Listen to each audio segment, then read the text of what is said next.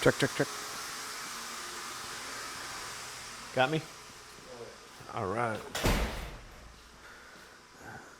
Yee-bahaba. Well, here we go, fellers.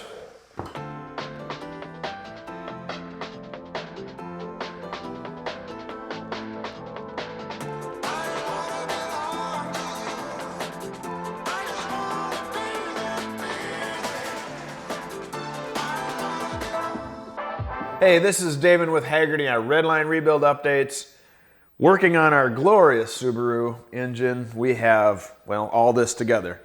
Today we're going to move on to the timing aspect, or at least the front end of the engine, and then move up to our intake manifolds, and then hopefully slap on the valve covers and get this baby on the test stand and running.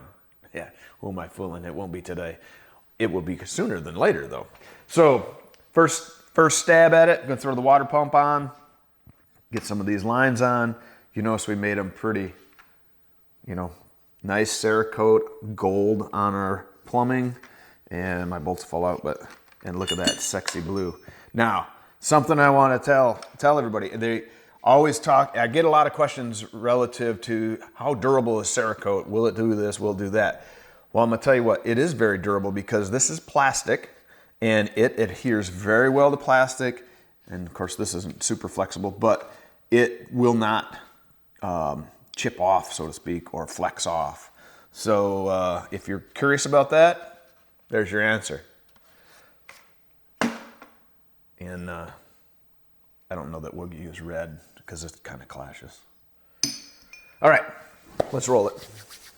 Get that camera down there and doing something. Clickety clack.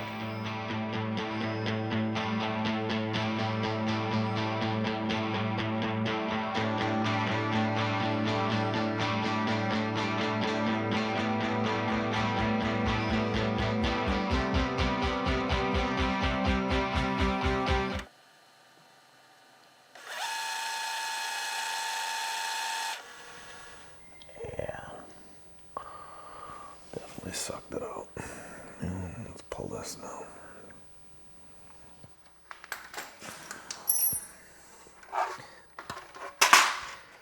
Well, it's bigger than that at least. Well, let's just say we're fixing a bad thread. Whoop. I've seen the meme that, a project is just one thread away from being a day's worth of project. Well, we're going to hopefully fix this quicker than that, but being aluminum, and for some reason they want 109 inch-pounds of torque on a very, very small bolt, and I'm guessing this water pump's been out a couple of times and over-torqued, so we have to put a helicoil in. Fairly simple process. Make the hole big enough, tap it, and turn the helicoil into it. And all I'm doing now is just incrementing up to keep the hole as straight as possible because I'm doing it by hand.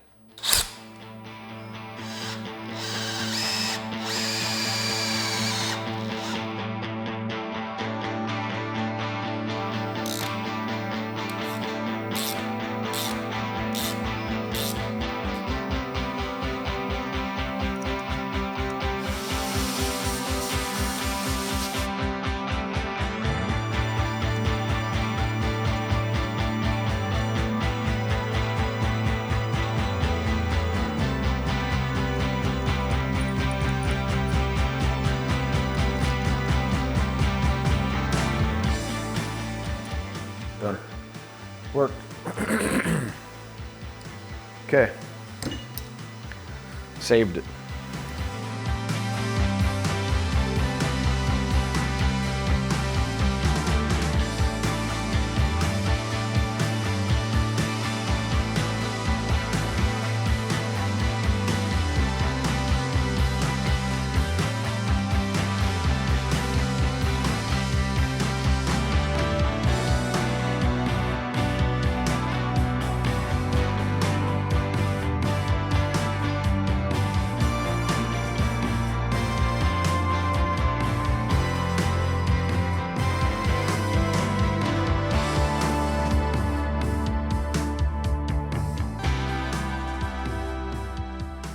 All right, so we have our back covers on, our water pumps in. Had a little issue with the thread, which is not surprising, going in an aluminum block. And crazily enough, 106 inch-pounds of torque on a bolt for the water pump. We pulled one out, so we had to helicoil that. All's done and in good shape there. We have some of the water lines in, the gold pieces here, those are in and tightened up and should be good. Before I tackle that timing, I'm gonna put basically intake and some stuff on the very top of the motor. Quite frankly, just get it off the shelf so I don't have to look at it anymore and it's bolted on. That's the plan.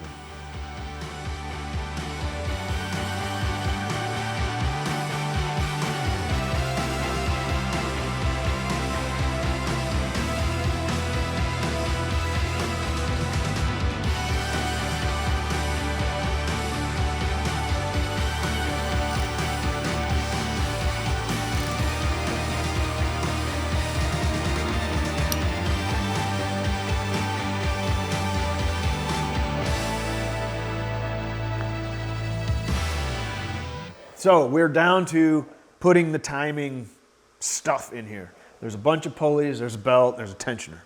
That's kind of what it amounts to. Now, I've mocked everything up, so I have those pulleys, tensioner, water pump, all in here. And then I have my belt. Now, going through the instructions, quite honestly, this is pretty straightforward. So the belt is actually labeled, for all intents and purposes, or marks.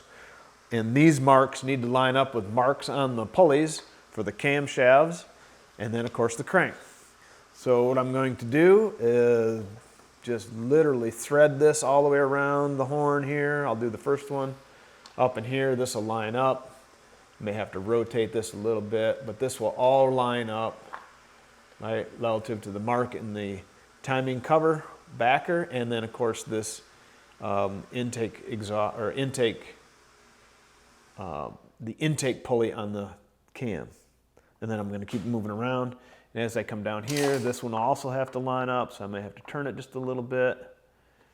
Now, the only thing that's going to get a little tricky is when I get over here, these will need to rotate and actually start taking some of that spring load up on the valve springs and opening valves. So this side evidently is completely closed, and this side has some amount of opening. And when we're all said and done, pull the pin on the tensioner, that puts tension on the belt, and then of course walk through and rotate things over one time or two times, and all this should line back up again, and there should be no crashing of valves into pistons. That's a bad day.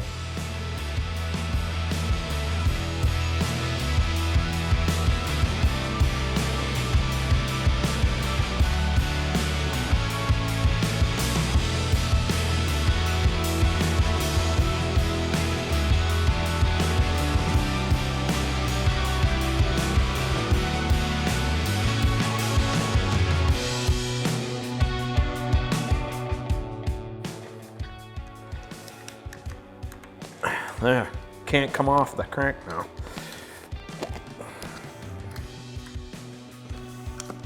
These are part of the official dealership toolkit. In the toolkit, at least if they're not, they will be now. All right, so not everything is in the book and exactly how you do something.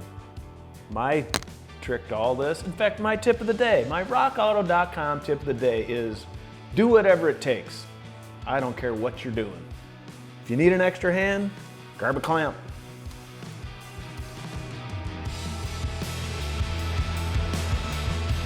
Unorthodox? Yes. Does it work? Sure.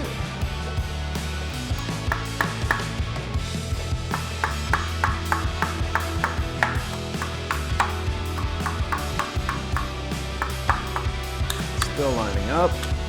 Same.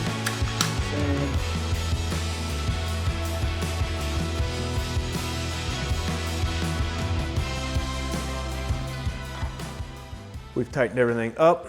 All our marks line up. The belt's only going to line up every so often because everything's rotating. And I think we're good. Shoot. Well, that wasn't so bad. Somebody got me scared for nothing. We're gonna pull the grenade handle and see if it explodes. Look at that. Stayed together, must be right.